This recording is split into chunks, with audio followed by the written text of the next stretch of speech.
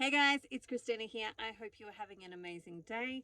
It's time for an update. It is currently 11 months. I have been carnivore now for 11 months, and today is also my Happy Survivors Day. So, if you are new to my space, my name is Christina. I'm a herbalist, naturopath, and life coach, as well as carnivore. And this is kind of where I share all about my own personal journey with carnivore, as well as other health information. So, if you are new and don't yet know my story, 10 years ago, I was giving birth essentially to baby number 7. So I have 7 children, and in this last pregnancy, we had twins. We lost one of the twins early on. So early in that pregnancy, around the 7.5, 8-ish week mark, we lost one of the twins. And that essentially meant that I had a big bleed, and I ended up in hospital thinking that I'd had a miscarriage, which of course I did, but we didn't know to the extent, and that we still had a live baby. So we actually didn't find out that information about the live baby until about it was probably about 4 days afterwards. So it was it felt like forever, right? For me, it felt like it was a decade of my life waiting to find out what was actually going on. Because essentially what happened was when we went to the hospital, it was my daughter's birthday as well. So first, let me backtrack a little bit. I got up that morning and I remember it like from that perspective of if you've ever been pregnant, if you're male, you won't know this understanding, but if you're female, if you've ever been in that space of being pregnant, what happened for me was that there's this little window of opportunity where you kind of know that you're pregnant, but nobody else really knows, or maybe only a few close friends know. And you know that there's this life that's growing inside of you. And that's what it was for me. I woke up that morning and I'm like, I've got this joyous feeling of this life that's growing inside of me. And my then 1-year-old, he got up first. So I got up with him, and it was my daughter's birthday. So our tradition at that time was to make pancakes for breakfast. So I was about to make them. We were GAPS, so gut and psychology syndrome. That's how we were eating at the time. So I was about to make almond pancakes with probably some raspberry coulis and yogurt. That's probably most likely what we were going to have. And so I was getting ready to do that. And I was there with my little boy, picked him up, and then I felt this gush. And I was like, that's weird. Did I just pee myself? It's not something that I have done before. I know that pregnant women do it. So maybe it's just maybe because this is baby number 7, that's actually what's happened. But this is weird. Anyway, I went to the toilet thinking that maybe I just peed myself. And essentially, when I went to the toilet, I found that I had not peed myself, that actually there was blood. And there was quite a bit of blood. And so I cleaned myself up, and it was interesting because I remember sitting in the toilet and there was this audible sigh when I discovered it. And my husband heard it from the bedroom, and he's like, what's going on? What's going on? And then, I'm kind of having to tell him that we've just lost the baby. And essentially I stood up, and as I stood up from the toilet after cleaning myself, that's when the baby fell out. And, we held our baby there. My husband went and buried our baby. But it was still my daughter's birthday. So what do? I don't want this to be a horrible day for her. It's her birthday. And so essentially what we did was I was like, I know I'm going to have to be at the hospital because I've got negative blood. I need to go and get anti-D, all of that type of stuff. And so I knew I had to go to the hospital at least to get that injection and to have them check me out. So we did something that was completely out of character, but this whole experience was completely out of character. And we went to McDonald's for breakfast because I was like, they have pancakes. It's right near the hospital. If anything untoward happens, then I'm right near the hospital and we can go there straight after and all of that type of stuff. So that's what we did. We took the kids to breakfast at McDonald's. They had pancakes, and it was the first time in 8 months that I had eaten anything that was resembled anything that was processed. 8 months of no sugar, no unfermented dairy, no wheat, no grains, no grains at all. And so we go to McDonald's. It's hilarious. Anyway, so we get to the hospital eventually after that, and I remember the doctors saying to me, like, are you feeling nauseous? And I'm like, I am now. And I can't tell you if it's because of pregnancy or whether it's like McDonald's, but like I really did not feel nauseous until now, which was actually unusual for me in pregnancy, because usually by week 5, it's hard for me to hide a pregnancy because my head is in a bucket and I'm vomiting and nauseous by week 5. And this was like week nearly 8. And I was like feeling fantastic. And, we'd done 8 months of gut and psychology syndrome, of like sugar-free, grain-free, really working on our gut health, all of that type of stuff. And so I was feeling great, and except for that day. But I didn't actually feel nauseous until McDonald's.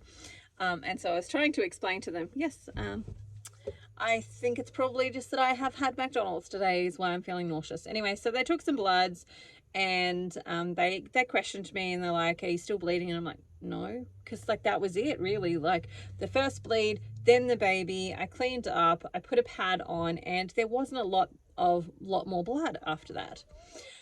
Anyway, so they asked me, and I'm like, no, not really. It's still like pinkish, but like not a lot. So then they did my bloods, and when they came back and they're like questioning me, like, are you sure you had a miscarriage? And I'm like, I definitely held my baby in my hands. And so they then tried to book me in for an ultrasound, and that ultrasound, of course, was like 4 days off. And I'm like, oh my God, this is the longest time ever, because they didn't say to me, well, we think you might still be pregnant. They just said your HCG levels are really high for somebody who's had a miscarriage. And I'm like, well, I know I've had a miscarriage. Like, if I could send you the photo of what I saw, you would also know that I had had a miscarriage. Anyway, so it wasn't until like day 4 after that I finally got in to get that ultrasound. And in that ultrasound, they discovered that I had a live baby with a heartbeat, but there was definitely a pocket that they could see where there had been another baby. And I'd had a subchronic hematoma. So probably behind the placenta of that second baby was that bleed that came off. And my placenta was low-lying. So they discovered, my placenta was low-lying at that point. They didn't really class it as previa until after 20 weeks. At around that 20-week mark, that's when they start to call it previa, which is the placenta is either near or covering the cervix. And so I was just low-lying placenta. But then I kept having other bleeds. So every couple of weeks I would have a bleed, or, a couple of times a week I would have a bleed, up until about 20 weeks in that pregnancy. And then after that, I was diagnosed with complete placenta previa. So my placenta was completely covering my cervix. If you've got previa, there's like an 80% chance, like as long as it's not covering the cervix completely, there's actually about an 80% chance that placenta will move up and out of the way during the pregnancy. So it's usually not an actual problem during the birthing process. But if you've got complete, it's not moving out of the way. It's on both sides of the cervix. It's not moving out of the way. It's got nowhere to stretch and go up to. And so it was eventually diagnosed as complete placenta previa. So, of course, that was going to have to be a C-section delivery because you can't birth the placenta first and make sure that you've got a healthy baby and mum. It's a life-threatening situation. So, for me, I knew that I had a life-threatening situation. They didn't really talk to me about Arcreta at that point, and throughout the whole thing they didn't really talk to me about it. I think at one point I maybe mentioned, do I have Arcreta? And they said, well, it's really unlikely because it's a really, really super rare thing to have. Hello, I'm the rare thing, the person that has the rare thing. Anyway, so for me, that whole pregnancy was really super stressful, of not knowing if I had a live baby, especially until about that stage of like 23 weeks. 24 weeks, where for sure, like you might feel a little bit of a flutter here or there, but it could be gas. And now, having not got a uterus anymore, I've felt that flutter that I often felt in early pregnancy. And I'm like, that's definitely gas. That's not a baby.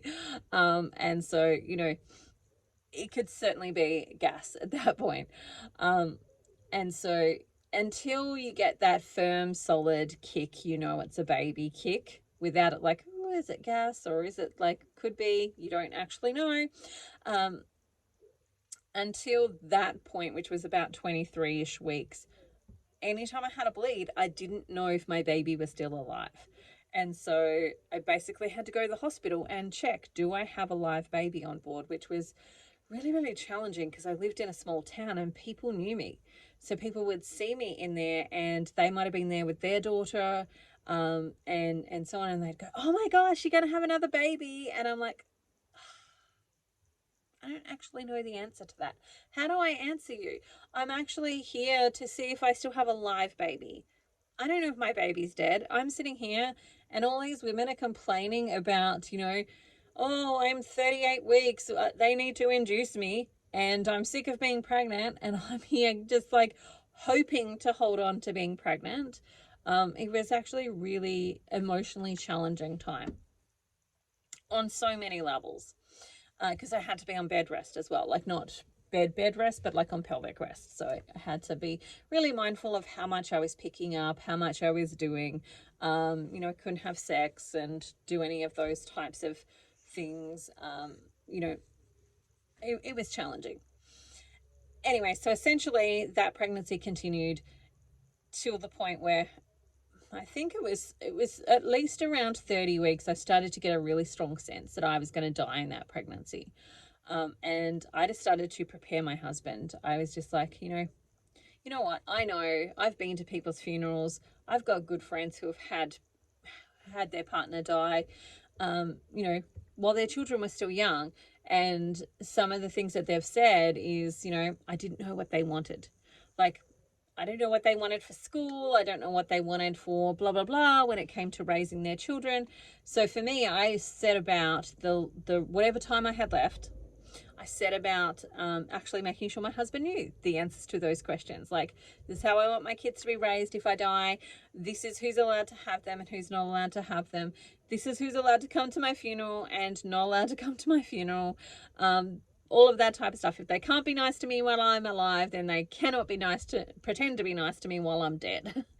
And so, all of that type of stuff, I told him all of those things and made it fairly clear about my thoughts and processes around all of that type of stuff. He, on the other hand, was like, shh, don't tell me, I don't want to know. And I'm like, no, I need you to know. I need to be able to leave here knowing that you know the answers to these questions. And so I set about telling him those things. Now, some of my community knew what I was going through, but I don't think they fully understood or fully comprehended what that actually meant. And how, because I think like what happens, and this is what I talk about with a lot of my women who also are survivors or, are going through that process, is that I think we live in a world today where women don't commonly die from childbirth. Like, we've got a medicalized system, etc. We have a lot less pregnancy. So, most women aren't having the 10, 15 types of pregnancies that they might have had, 100, 200 years ago because of things like birth control, etc.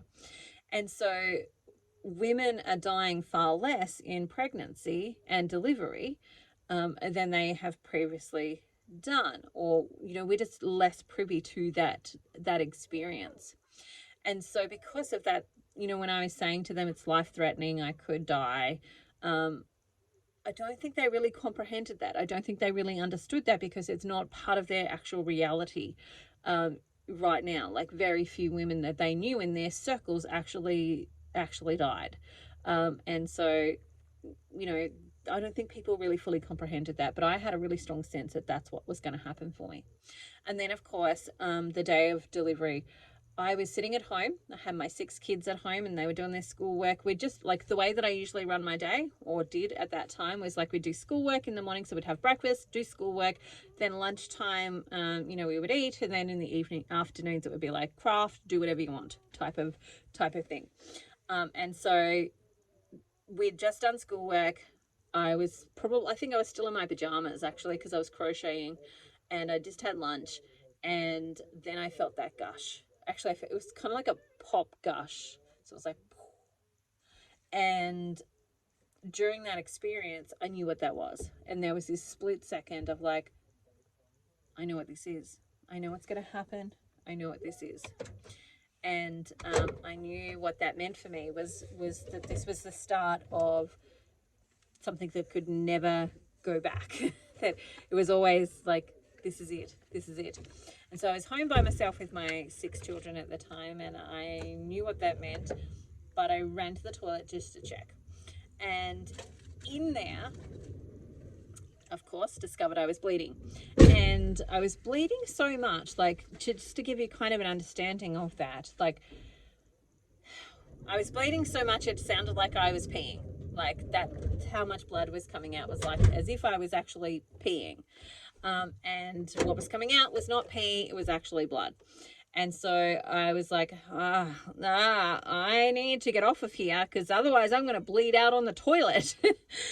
Anyway, so I got off the toilet, did a little jump into, because my toilet was here and then my bathroom was here. So I just did a little jump into my bathroom, and I got one of my kids to bring me the phone so that I could call the ambulance. I got another child to bring me my computer, and then I got somebody else to run next door to the lady next door, because my husband was down the street. So he was at TAFE, so he was at school, and we'd picked, because of the high risk pregnancy, we'd picked that as what he was going to do for that period of time, because we knew he could leave it. We knew he could just like drop and run if he needed to, and that's exactly what he needed to do. And so I couldn't call him because I was already on the phone. So I text messaged him, and I've got a little shot of the message that I sent to him. I'm like, come home bleeding. I think that's what I wrote. And he's like, what? Blah, blah, blah, blah, blah. And he's like, I'll try and ask more information. And I'm like, that's it. That's all you get, honey. And he just ran home. So he packed up his stuff and he started running home, and then he could hear the ambulance pass him. And I sent the same or a similar message to my best friend. Said, bleeding, come now. That was pretty much all the information I gave her. And she packed up her kids, jumped in the car, and drove over as fast as she possibly could. And she got there just as I was leaving with the ambulance. And so if she'd arrived a fraction earlier, then my husband could have come in the ambulance with me. But she pulled in just as the ambulance pulled out. So he had to stay with the kids. And then as she pulled in, the neighbour took him to the hospital so that he could see me before I went into theatre. Anyway, I remember sitting in the back of the car, in the back of this ambulance. And look, I just think that God has such a sense of humour, because like within the whole experience, there was these pockets of like, that is hilarious. So in the ambulance, I started to feel contractions. And I was like, whoa, yep, that's a contraction. My body's trying to contract here. And I said to the ambo guy that was with me, I'm like, I'm having contractions. If the placenta comes out, my baby's in breach, reach in, grab her legs and pull her out. I don't care how much it hurts, just do it. And he turned to the driver, and he said, go faster. And so they got me into the hospital pretty quickly. And, you know, they wheeled me upstairs, got me outside the operating theatre, and then, of course, into the operating theatre it was. And it was just a whole whirlwind of activity. And it was interesting because I'd had C-sections before, but, you know, there were things that happened in that C-section that I'd never experienced before, because I'd been awake for my C-sections previously, and they just couldn't have me awake for this because they needed to get it done quickly. They didn't have time for an anaesthetist to do like a spinal and to play around with that, and they just needed to get me out and get the baby out. And so in there, you know, they wheel me in and they're waxing me, and I'm awake for it, and I'm like, holy heck, you didn't even buy me dinner. Like there was no even conversation, like just waxing you. It was just like, woo, like wow, what the fridge. But I remember this particular moment, which was essentially probably one of the most impactful moments. And that was, the midwife put the Doppler, was checking my baby's heartbeat with the Doppler, and she couldn't find it. So she couldn't find the heartbeat really easily. She had to look around for it, and she couldn't find it. And you could hear and you could sense the whole operating theatre just went quiet. And she's looking for it, and she can't find it. And then I had a thought. I'm like, oh, hang on, she's in breach. You're looking in the wrong spot. She's here. And so she moved the Doppler over to where I said she's over here. And straight away the heartbeat was there. And it was like you could hear this audible sigh of everybody in the room, and then straight back into action. They just jumped straight back into action after that. But it was just like the whole room. I don't know if I can even describe it as powerfully and impactfully as it was. It was like the whole room just breathed again. Like in the moment when she couldn't find the heartbeat, we all stopped breathing. And the moment that heartbeat came on the Doppler, we all just breathed again. And it was an incredible moment. And then, of course, everybody jumped back into action. And, because I'd eaten that day, the anaesthetist explained to me that he had to put his hand on my throat. So if any food came back up, it would stop it from going down the esophagus or stop it going down into my lungs and just killing me, essentially. And so it felt like he was strangling me. So he said, it's going to feel like I'm choking you. The fastest way through this is just to breathe deeply and get it over with and go to sleep. And so that's what I did. And it was not a nice way to go to sleep, and that's for sure. Anyway, so essentially went off to sleep, and that was it for me. I thought, like, the next thing I remember is I thought I was in recovery. I thought it must be a couple of hours later and I'm in recovery. Because the next thing that I remember was waking up and just rubbing my chin just a little bit, ever so slightly, on my baby's head, and then going back to sleep because I'm in recovery. Like, that's what I thought. Little did I know that was actually 4.5 days later, and that was somebody bringing the nurse brought my baby down from the NICU and put her on my chest because they didn't think I would make it through the next surgery that I was about to go into, and she wanted to take a photo of the both of us alive together. And so she did. I'll put that'll be the photo that I use as the thumbnail, along with another photo as well. But she brought the baby down. We had a photo of the both of us alive. And then that, for me, was the moment when my baby saved my life. Like, I fought all of the sedation. I'm on life support sedation at that point in time. And I fought it all to be able to just rub my chin against her head for a brief fraction of a moment. So she was born, and then that's when they started work on me. And their work on me was really difficult because there was so much blood. Blood was everywhere. They couldn't actually see where my placenta finished and where I began. And so the doctor just described it as it was like blind. All he had was his feeling of his hands to try and figure out what was me and what was placenta. And essentially they got out as much as they possibly could, stitched me up, sent me to the ICU, where I continued to bleed out. And they then took me back to theatre. They reopened my C-section, found a bit more of the placenta, closed me up, and then sent me back to ICU, where I continued to bleed out. And that happened about 7 times. I had about 7 surgeries for them to finally get all the placenta. So, they took my uterus out, but my placenta, because I had placenta precreta, had been eating through my uterus and into my major blood supply and into my bladder. So the urologist team had to reconstruct my bladder. They had to do all sorts of different things to keep me alive. But essentially my heart stopped beating multiple times during that 7-day period, and they had to resuscitate me again and again and again. And that for me has been really interesting because it's like I'm at the end of that week now. And this week I have had several tachycardia moments. Like when I looked at my records, because I got my medical records afterwards, and I was reading through them to look at like what happened and when they did what, and just kind of piece together my life for a week where I was not there. And there was, lots of times where I was tachycardic, so my heart was beating really fast, and essentially it was because I had too much blood loss. Like I had so little blood that my heart was trying to beat really fast to get what blood I had to go through, and at several points, my heart actually stopped. It just couldn't do it anymore. And they were able to resuscitate me and get it going again. And so it's really interesting just to observe. This is the 10th anniversary, and this week, and look, every so often I'll have a tachycardic moment. Not that often, it's just I had it far more after. So that first year or two after being on life support, I experienced that quite a lot. But then it just disappeared, didn't really turn into anything, nothing super to worry about. But this week it's been interesting to actually notice, because there's been some feelings coming up as well around that whole experience.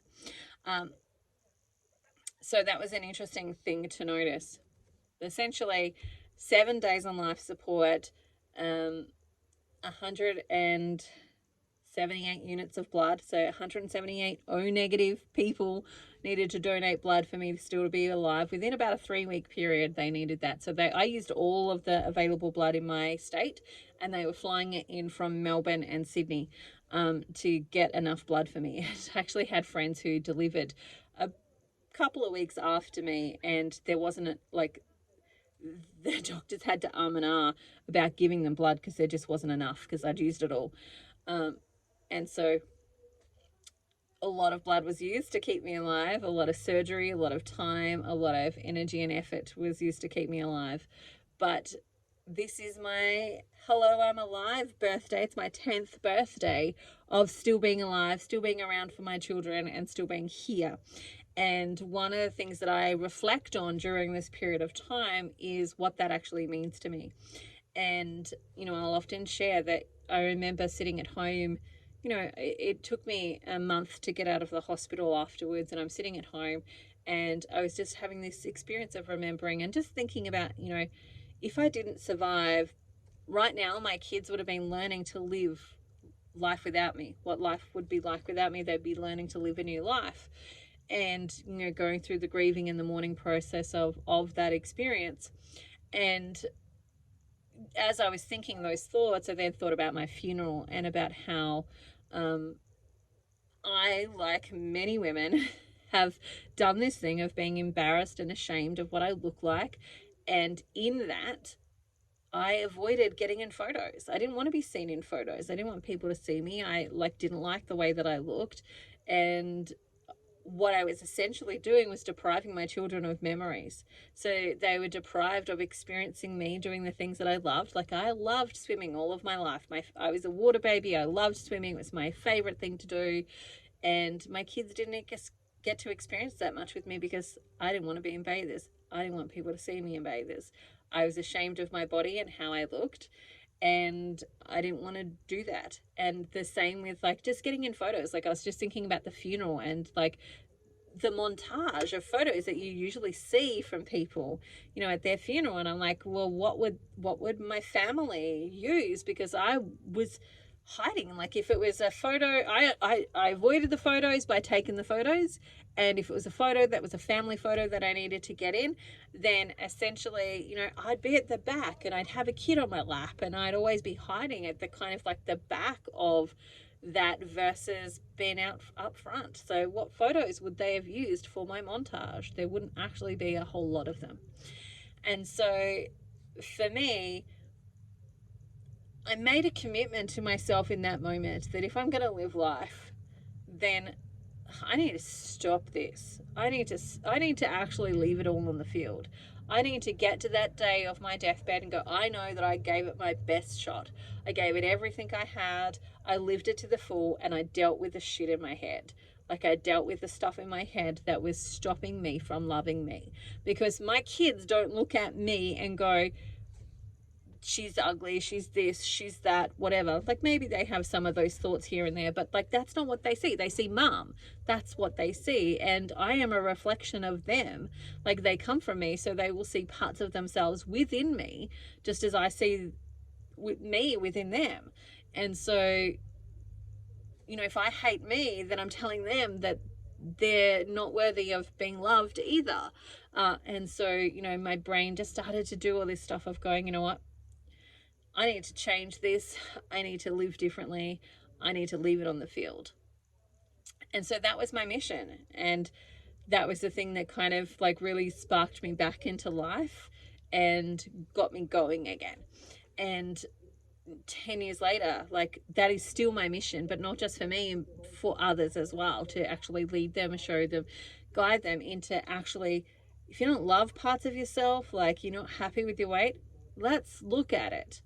And is it a mindset thing? Is it actually you've got a really fantastic weight and you're actually really healthy? Do we need to just change your mind? Or is it a body thing and we do need to change what's happening for you on a physical level and your mind at the same time? Like, what do we need to do to actually help you get to the place of being happy and joyful and loving your life? And what do we need to create? If you're not loving your life, how do we need to create it differently? What do we need to do? How can we find love, joy, compassion, happiness within what you're currently experiencing, and what needs to change so that you can have more of that? And so that's been my mission for the last 10 years. And this is just kind of like a pinnacle of the mission. Like, for me, I feel like Carnivore has been the space of really finding that place to a whole new level. And I wish that I had this tool a decade ago when I started this journey. I wish that I'd had the resolve to actually be able to break the mindset of like you have to eat vegetables and fruits to be healthy. Because like all I wanted when I got out of hospital was meat. Like if you asked me what I wanted, all I wanted to eat was meat. And it made a lot of sense because at that point in time, none of the blood in my body was my own. I had borrowed blood and it was all running out pretty quickly. Because like blood cells that you've been transfused, they only have half shelf life. So, if they live for 120 days, these ones are only going to live for half of that. So 60 days. So, there was definitely a craving for red meat, and that's all I actually wanted to eat. And I just think, gosh, if only then I knew about carnivore and I just embraced it and actually did that, I would have saved myself 10 years of this journey. But also, we have to go through the journey. I think, like, whatever that journey is for us, we have to go through it. So Carnivore has been a pinnacle of that, and I'm looking forward to my first birthday on Carnivore, which is in 4 weeks' time, funnily enough. And hopefully by that point, I've really started to shift some of the weight a little bit more, because my weight has pretty much stayed the same. So I've got my little book out giving you an update of where I am 11 months later. So my weight is still around that 40 kilo mark. So sometimes I go up a little bit, sometimes I go down a little bit, but it's within that 40 kilo mark of weight loss. So for the US peeps, that's 88 pounds. But I have done 5 weeks now of my hyperinsulinemia challenge. So if you're following the fasts that I'm doing, tomorrow I am doing a broth fast. And so that again will be challenging my metabolic system and challenging the insulin tap to turn off, and doing all of those things. So while I haven't lost weight, I have done phenomenally this month when it comes to body recomposition. So weight has been up and down and around about the same, but my blood glucose and so on, GKI, my glucose ketone index, has been challenged on a weekly basis with these fasts that I've been doing every week. It has been challenging my blood glucose and my ketones, and that's really good. And that's the whole goal of doing the hyperinsulinemia quest, is to actually just like start to challenge it, because the week after next, we're really going to push the pedal a little bit more and do it for longer than just 24 hours. And so essentially, I've been every week challenging my GKI and getting that down, within, like, I've got a little panel here to work out, which of my fasts has actually done the best for me. And of course, the sardine fast did the best. So that got my my ketones to a 1.6. The week before I did the butter fast, and that got me to 0.7. So that was quite good as well. So GKI on the butter fast was 7.4. GKI at the end of the day on the sardine fast was 2.75, which is the best that I have actually recorded. So certainly sardines are going to make a comeback, and make themselves a part of my diet. But body recomposition has been a big thing. So while I haven't lost on the scales specifically, I've lost on the measuring tape. And so for this month, I have lost on my waist 9 centimeters. On my hips, I've lost 8 centimeters. On my thighs, I've lost 7 centimeters. On my arms, I've lost 5 centimeters. And on my bust, I've lost 4 centimeters. So I've lost a lot of centimeters this month.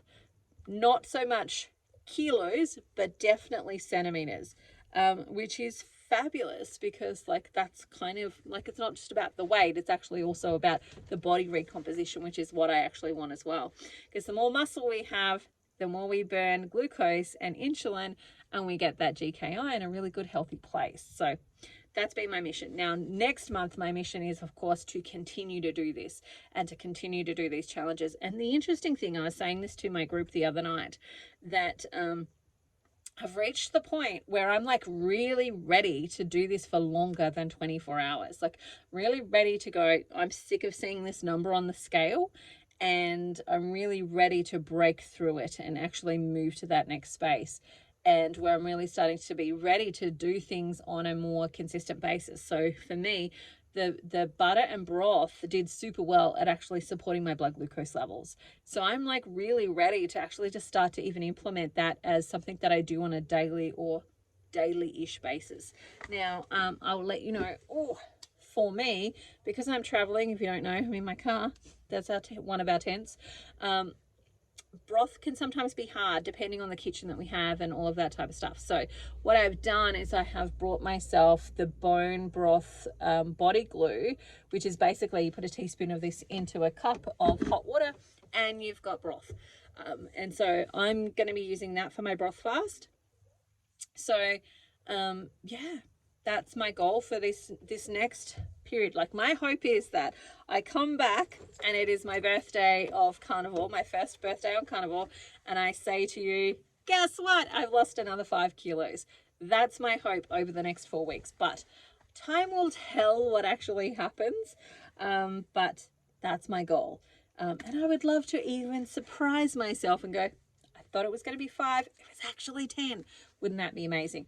But the goal for the next 4 weeks is to increase my fasting and stretch myself even more and stretch that metabolic rate and get my GKI for longer periods into that healthy ketosis state where I'm burning ketones, I'm burning fat as fuel, and starting to really shift and change my body. That's the goal, is that as we move through this, that we make it a little bit more challenging, a little bit more harder, and we actually create better results as we go through. But it's building up to that point, and that's kind of part of the reason that I've done it the way that I've done it as well, is that by the time you get to this phase, you're like, I'm so ready to do a 48-hour fast. Let's go. What are we doing? How are we doing it? Which ones work the best for me? And what's that going to look like? So that is the key to the next step.